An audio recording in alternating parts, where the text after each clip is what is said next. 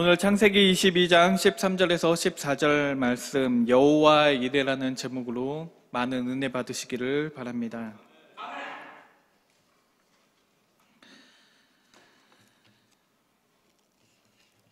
여러분들 다 한번 시험을 보신 경험이 있을 겁니다. 학창시절에 이제 학교에 가면 우리가 시험을 보죠. 그 시험을 볼 때 가장 중요한 것은 이 문제를 푸는 능력일 겁니다. 문제를 잘 풀 수 있어야 그 시험을 준비할 수 있는 거겠죠. 그런데 또 다른 정말 중요한 요소 중에 하나는 이 시험의 출제자의 의도를 잘 알아야 한다는 것입니다. 그러니까 이 시험 문제를 풀 때 이 출제자의 의도를 정확하게 파악하지 못하면 우리는 그 문제를 틀릴 가능성이 높아지게 됩니다. 오늘의 본문 말씀은 하나님께서 아브라함을 시험하신 말씀입니다. 앞서 말씀드렸던 것처럼 만약에 이 말씀이 하나님께서 아브라함을 시험하신 이 말씀이라면 도대체 하나님이 이 시험을 내신 이유는 무엇이었을까요? 과연 이 시험의 의도는 무엇이었을까요? 저는 하나님께서 아브라함을 시험하신 이유가 하나님의 사랑을 보여주시기 위함이었다고 믿습니다.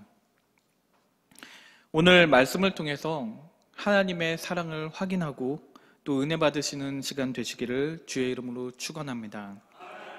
우리 옆 사람과 함께 인사해 보겠습니다. 하나님은 당신을 사랑하십니다.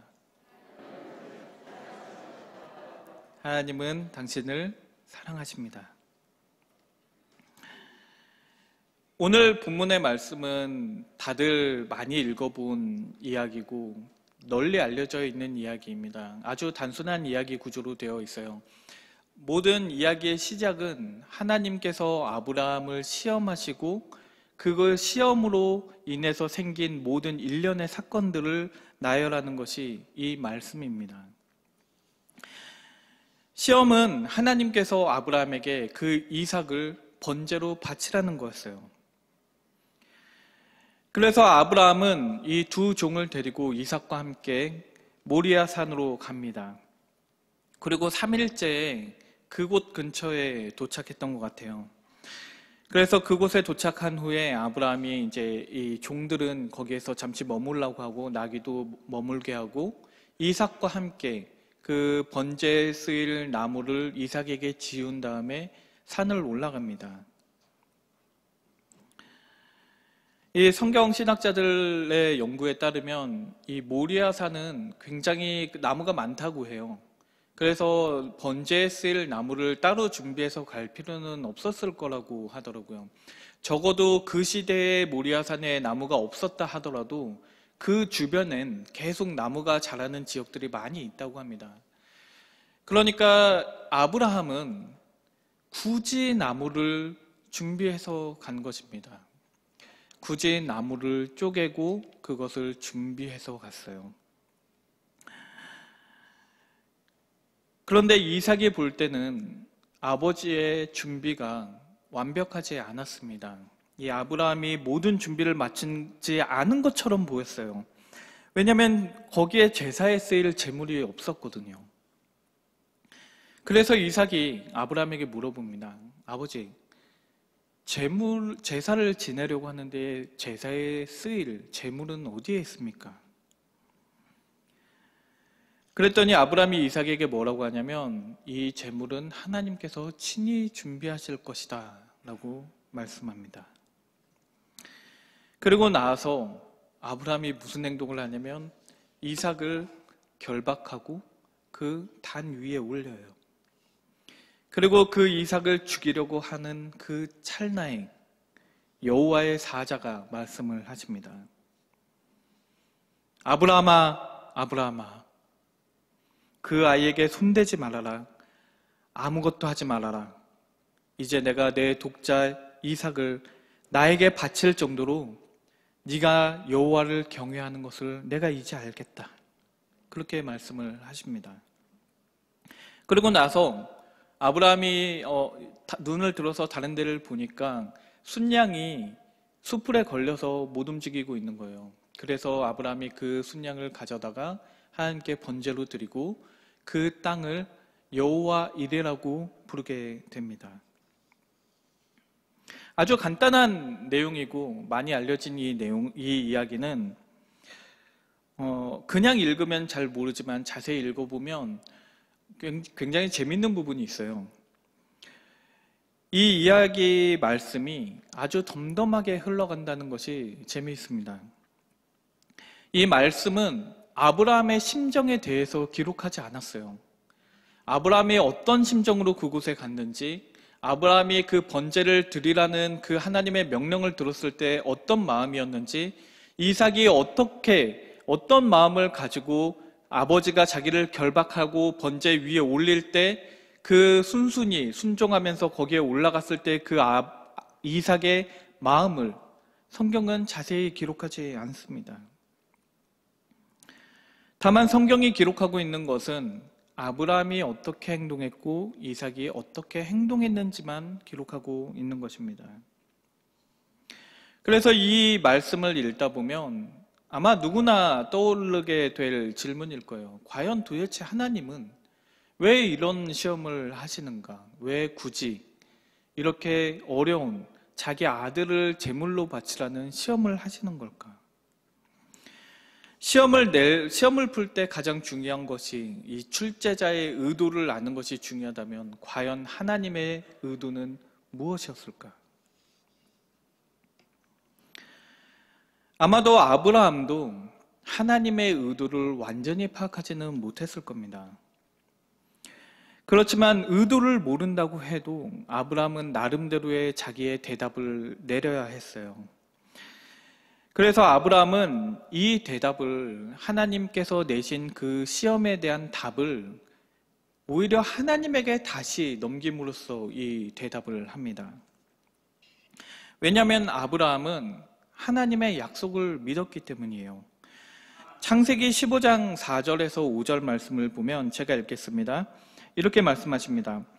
여호와의 말씀이 그에게 임하여 가라사대 그 사람은 너의 후사가 아니라 내 몸에서 날짜가 내 후사가 되리라 하시고 그를 이끌고 밖으로 나가 가라사대 하늘을 우러러 뭇 별을 셀 수 있나 보라. 또 그에게 이르시되 내 자손이 이와 같으리라. 아멘. 그러니까 하나님께서 아브라함과 약속을 하셨어요. 이삭을 통해서 날 그 자손을 통해서 내 자손들을 뭇 별과 같이 많게 할 거라고 그렇게 약속하셨습니다. 그러니까 하나님이 이삭을 죽게 내버려 두신다면 이 언약은 성취될 수 없는 언약입니다. 그래서 아브라함은 이 모든 것들이 자기의 손에 달린 것이 아니라 하나님께 달렸다고 믿었습니다. 그리고 그것이 아브라함의 답이었어요. 하나님께서 이삭을 통해 내 자손을 별과 같이 많게 하실 거라고 약속하셨으니까 하나님께서 이삭을 죽이신다면 그 스스로 언약을 깨시는 거고, 하지만 아브라함이 믿는 그 하나님은 신실하시기 때문에 그 약속을 지키실 것이라고 믿은 것입니다. 그래서 히브리서 11장 17절에서 19절 말씀은 이렇게 말씀하고 있어요. 제가 읽겠습니다. 아브라함은 시험을 받을 때 믿음으로 이삭을 드렸으니 그는 약속들을 받은 자로 돼 그 외아들을 드렸느니라. 그에게 이미 말씀하시기를 내 자손이라 칭할 자는 이삭으로 말미암으리라 하셨으니 그가 하나님이 능히 이삭을 죽은 자 가운데서 다시 살리실 줄로 생각한지라. 비유컨대 그를 죽은 자 가운데서 도로 받은 것이니라. 아멘. 여기서 히브리서가 말씀하시는 이 믿음은 이 아브라함이 자기의 능력으로서, 나의 공로로서, 내가 어떤 하는 행위로서의 믿음이 아닙니다. 온전히 하나님께서 약속에 신실하실 것이라는 것에 기대고 있는 그런 믿음이에요. 그래서 아브라함은 이삭에게 그렇게 말한 겁니다. 하나님께서 제물을 준비하실 것이다. 그런데 여러분, 레위기 제사법을 읽어보면요, 하나님이 제물을 준비하는 경우는 없습니다. 어떤 경우에건 우리가 제물을 준비하는 거예요. 우리가 제사를 지내기 때문에 제사를 지내는 당사자가 양이든 비둘기든 소든 준비해서 하나님께 제사를 드려야 하는 것입니다. 그런데 아브라함은 하나님께서 준비하실 것이라고 말을 합니다. 왜냐하면 그것이 하나님의 언약에 대한 믿음이었기 때문이었고, 그것이 아브라함의 답이었기 때문입니다. 그런데 우리는 여기에서 한 발자국 더 나아가야 합니다. 왜냐하면 이 말씀은 아브라함이 어떻게 답을 했는지에 초점이 있지 않아요. 아브라함이 어떻게 답을 했는지가 아니라 왜 하나님께서 이런 시험을 주는지를 우리가 알아야만 합니다. 여러분들은 이 말씀을 읽으면서 한 번도 그런 생각해 본 적 없으십니까? 이 시험이 너무 가혹하다. 어떻게 자기 그렇게 사랑하는 아들, 그렇게 뒤늦게 얻은 그 아들을 제물로 바치라는 그런, 어떻게 보면 우리의 눈으로는 잔인하게 보일 수도 있는 이 명령을 하시는 걸까요? 왜 아브라함에게 이런 가혹한 시험을 주셨는지를 알기 위해서는 우리가 계시의 발전성이라는 것에 대해서 이해할 필요가 있습니다. 이 계시의 발전성이라는 것은 이 하나님이 우리에게 말씀을 주셨을 때 그것이 과거에는 잘 알려지지 않았다가 나중에 시간이 지남에 따라서 그것이 점차 드러나는 것을 말합니다. 그러니까 구약에서는 이 의미가 정확히 무엇인지를 몰랐는데 신약에 들어서 예수님을 통해서 그 빛을 통해서 우리가 그 말씀을 보면 좀 더 드러나는 것이 있게 되는 것을 말합니다. 하나님의 말씀은 결코 변하지 않고 그 의미도 변하지 않습니다. 하지만 그 의미가 점점 드러나는 것입니다. 그렇다면 과연 구약 사람들에게 이 말씀은 어떤 의미였을까요? 이 창세기의 저자는 모세입니다. 모세가 이 아브람과 이삭의 시험에 대한 이야기를 할 때 이 모세와 그 백성들에게 이 말씀은 우리가 누구를 더 사랑하느냐의 문제였을 겁니다. 그러니까 그들에게 이 아브람에게 주어진 시험은 아담에게 주어진 시험과 크게 다른 것이 아니었습니다. 아담에게 하나님은 시험하셨어요. 네가 너 자신을 더 사랑하는지 하나님을 더 사랑하는지를 물었고, 아담은 자기를 더 사랑했기 때문에 선악과를 따먹은 것입니다. 자기가 하나님이 되고자 했어요. 그런데 아브라함은 달랐습니다. 아브라함은 자기의 자녀보다도, 자기를 사랑하는 것보다 더 사랑하는 게 자기 자녀잖아요. 그 자녀를 사랑하는 것보다 하나님을 더 사랑했습니다. 그래서 이 말씀을 통해서 모세와 그 백성들은 그런 교훈을 얻었을 거예요. 우리가 정말로 진정으로 그 어떤 것보다도 하나님을 사랑한다면 하나님이 우리에게 무엇을 명령하시든지 우리는 그 명령을 지켜야 한다는 것이 이 말씀의 핵심이었을 겁니다. 그런데 히브리서 기자는 여기에서 더 나아갑니다. 왜냐하면 이 히브리서 기자는 이 모세가 보지 못한 것을 보았어요. 물론 모세가 믿음으로 보았겠지만 이 히브리서 기자는 그리스도의 부활을 본 것입니다. 그래서 이제는 전에는 알지 못했던 것들이 보이기 시작한 거예요. 그래서 히브리서 기자는 이 말씀이 단순히 우리가 하나님을 사랑한다면 우리의 모든 것을 바칠 수 있어야 한다는 그 의미 이상의 그 메시지가 있는 것입니다. 그래서 아브라함은 이 히브리서 기자는 이 이야기를 보면서 신약 시대에만 부활이 있었던 것이 아니라 이미 아브라함이 부활의 신앙을 가지고 있었구나. 그것을 말씀하시는 겁니다. 그리고 구약을 보고 또 신약을 보는 오늘날의 우리들에게는 이 창세기 22장의 모든 이야기가 그리스도에 대한 이야기인 것을 깨닫게 만듭니다. 우리의 믿음은 보잘것이 없고 우리의 순종은 완전하지 않습니다. 하나님께서 아브라함에게 이 시험을 내시는 이유는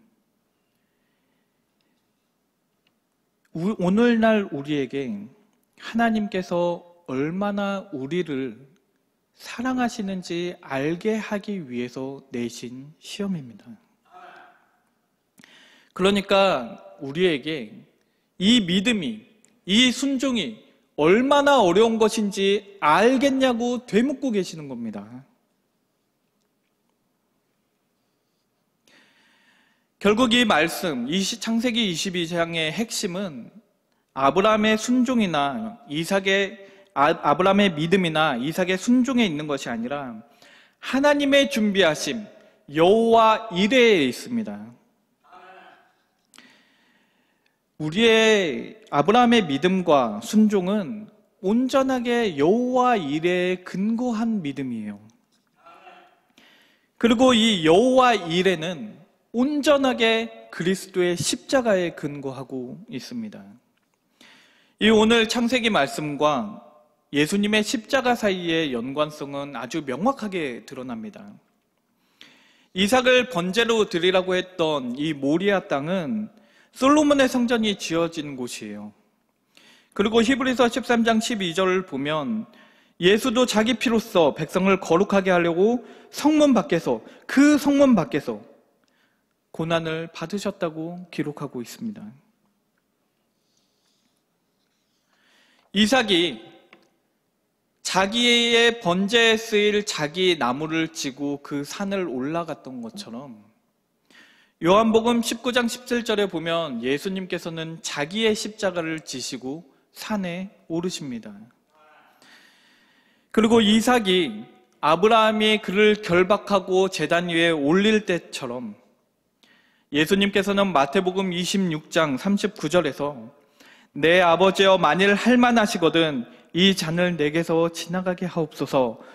그리고 이어서 말씀하시기를 그러나 나의 원대로 마시옵고 아버지의 원대로 하옵소서라고 순종하셨습니다. 아브라함에게 하나님이 시험하실 때 이미 하나님은 예수님을 예비하셨습니다. 그래서 아브라함에게 처음 시험을 하실 때 내 사랑하는 독자 아들을 바치라고 할 때 내 사랑하는 독자 이삭이라는 말과 마태복음 3장 17절에 내 사랑하는 아들이요라는 말은 이 원어로 보면 히브리어와 헬라어로 보면 완전히 똑같은 구조로 되어 있습니다.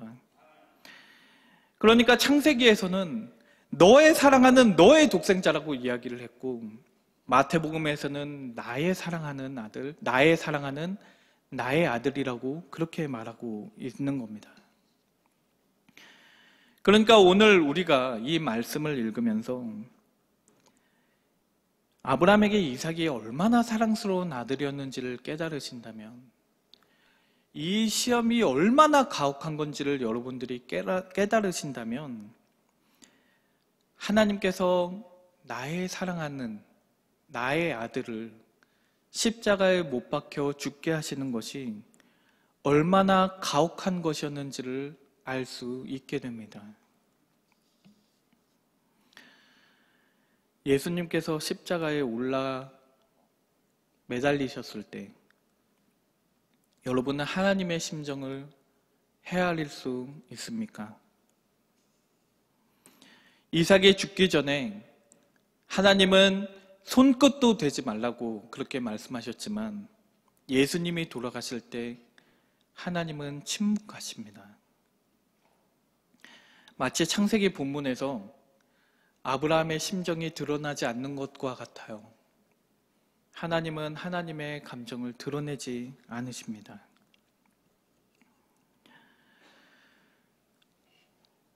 저는 하나님의 사랑이 잘 이해가 되지 않습니다. 좀 더 정확하게 말하면 하나님께서 세상을 이처럼 사랑하사 독생자를 주셨으니라는 이 말씀을 저는 감히 헤아릴 수가 없어요.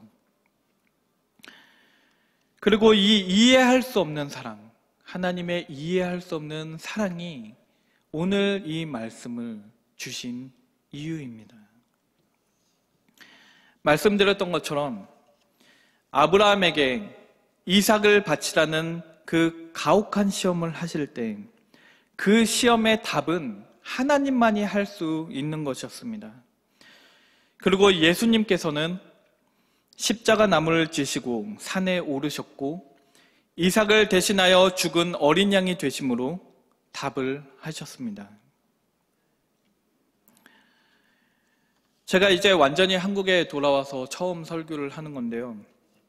제가 처음 설교를 어떤 것으로 할까 굉장히 고민이 많았습니다.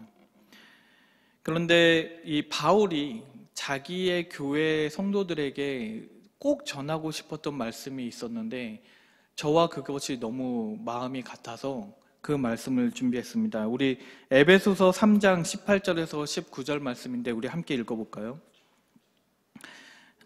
등이 모든 성도와 함께 지식에 넘치는 그리스도의 사랑을 알아 그 넓이와 길이와 높이와 깊이가 어떠함을 깨달아 하나님의 모든 충만하신 것으로 너희에게 충만하게 하시기를 구하노라. 아멘. 여러분들이 하나님의 사랑을 더 깨달았으면 좋겠습니다. 이 사랑의 크기를 전한다는 것이 굉장히 어려운 일입니다. 제가 아들한테 물어보면 야, 엄마, 아빠 얼마나 사랑해? 그러면 이만큼 사랑한다고 얘기를 해요. 그러면 제가 그거밖에 사랑 안 해? 이러면 더 손을 막 크게 뻗으려고 해요. 근데 더 이상 뭐 크게 할 방법이 없습니다. 근데 저는 알고 있죠. 이 아들이 저를 사랑한다는 게 요만큼만 사랑한다는 말이 아니에요. 그렇게밖에 표현할 방법이 없는 겁니다. 우리가 때때로 너무 익숙해져 버렸기 때문에 잊어버리고 살아가는 것들이 있습니다. 이 십자가가 기독교의 상징이기 때문에 우리가 십자가를 볼 때 하나님의 사랑을 잊어버리고 하나님은 사랑이시다라는 이 말씀을 너무 자주 들은 나머지 어느새 우리가 그 사랑을 이해하고 있는 것처럼 착각하게 됩니다. 그래서 그것을 당연하게 받아들여 버린 나머지 마치 내가 아브라함의 믿음을 가지고 그와 같은 순종을 할 수 있는 것처럼 나의 믿음을 내세우게 됩니다. 그러나 오늘 새하늘교회 성도 여러분들은 언제나 은혜가 먼저였음을, 언제나 하나님의 사랑이 먼저였음을 깨닫게 되시기를 주의 이름으로 축원합니다. 우리 기도하겠습니다.